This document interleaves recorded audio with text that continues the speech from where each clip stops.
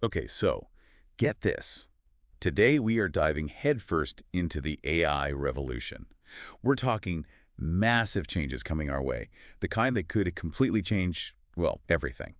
From how we work to, like, the very fabric of our societies. It's big. I've been hearing a lot about the EU making, big moves in AI, and let me tell you, the hype is real. Oh, it's definitely real. This is huge. We're talking about the first ever set of comprehensive AI regulations, like ever. Think of it as, the rule book for the future of AI, Yeah. straight from the European Union. Exactly. And we've got some really interesting sources for you today. We're talking official documents straight from the EU, a press release, even some insights from the European Parliament. Hmm. One thing's for sure, the EU isn't just dipping a toe in the AI pool. They are going all in. Yeah, they're making a statement to the whole world showing that AI development can't just be a free-for-all. Yeah. It's like drawing a line in the sand. The Wild West of AI development is over. Time to play by the rules, right? Right. And these aren't just like vague guidelines, We're talking about real regulations. Specifically, something called the AI Act, and it's sending shockwaves through the tech world. So tell me more about this AI Act. It's all about taking a risk-based approach. So think about it like this. You wouldn't regulate a tricycle the same way you regulate a fighter jet. Right. Right. They both have their place, but the potential for harm is completely different. The EU gets that, and they're applying the same logic to AI. So it's not about, like, banning AI completely. No. It's more about understanding that, well, different AI applications have different levels of risk. Like, say, a spam filter in my inbox. Right. That's probably not going to take over the world anytime soon. Hopefully not. But AI that can, like, manipulate people's emotions or make huge life decisions, yeah, that needs some serious rules. Absolutely. And the AI Act gets very specific about what's not okay. We're talking about prohibitions on AI systems that are just too risky things, like using subliminal techniques to manipulate people or exploiting vulnerabilities to cause harm. Okay, so no sneaky mind control robots allowed. Got it.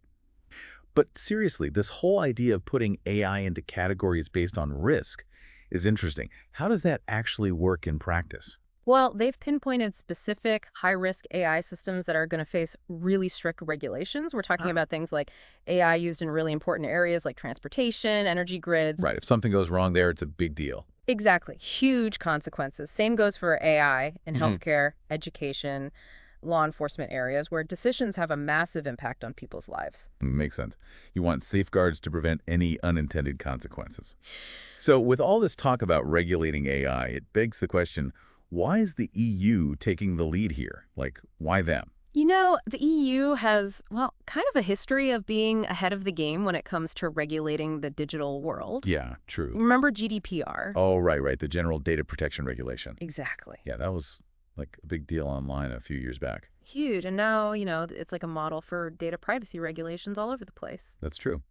It seems like the EU isn't afraid to tackle these big, complicated issues, even if it makes some people unhappy, right? Right. They're looking ahead, Yeah. establishing themselves as leaders in responsible tech. Yeah. And honestly, with AI's potential to change, like pretty much everything, Yeah. having some ground rules is essential. Right. Absolutely. And when we talk about AI, we have to talk about data. One of the things we read, an explainer from the European Parliament really hit me with this. It said that a crazy 80% of industrial data, 80%, just sits there unused. It's a lot, a huge missed opportunity. It's like a gold mine, right? Yeah. Just sitting there. So the EU wants to unlock that, but how do we do that responsibly? Data privacy is really important too. Yeah, for sure. It's about finding the right balance. The EU thinks we can share data and still keep those core values of, privacy and security.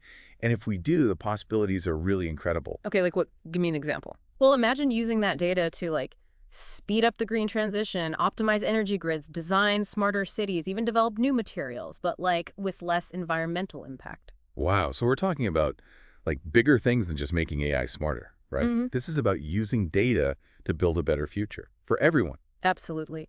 And it goes beyond just the environment too. Think about healthcare. This data could change everything. We could see breakthroughs in personalized medicine, preventing disease, faster drug discovery, more accurate diagnoses, even treatments that are tailored to you, your specific genetic makeup. That's amazing. Okay. But we have to be realistic. Anytime there's new technology, there are risks. AI is no different. And the EU document we looked at, it specifically talked about some of these downsides. One that stuck with me was this idea of AI-powered social scoring. It does, yeah. AI judging you for everything you do. It's kind of creepy. Yeah, and it could be our reality, as AI gets more powerful, algorithms tracking, like everything your posts online, what you look at, even like your bank account to give you a score. And Yep. that score, it could affect getting a loan, a job, even a place to live. That would be awful. A machine telling you what you're worth. Where's the human part of that? Right, and that's why the EU is like putting its foot down. It's a big no from them. They get that those systems could be so unfair, even dangerous for some people. It could even take away basic rights. Okay, so good to know they're on top of that. But let's face it, the EU can't control everything, can they? No, of course not. What if other countries don't care what the EU says about AI? Well, they are a big economic power, right? Yeah. And they basically said, hey, if you want to do business with us, you got to meet these AI standards.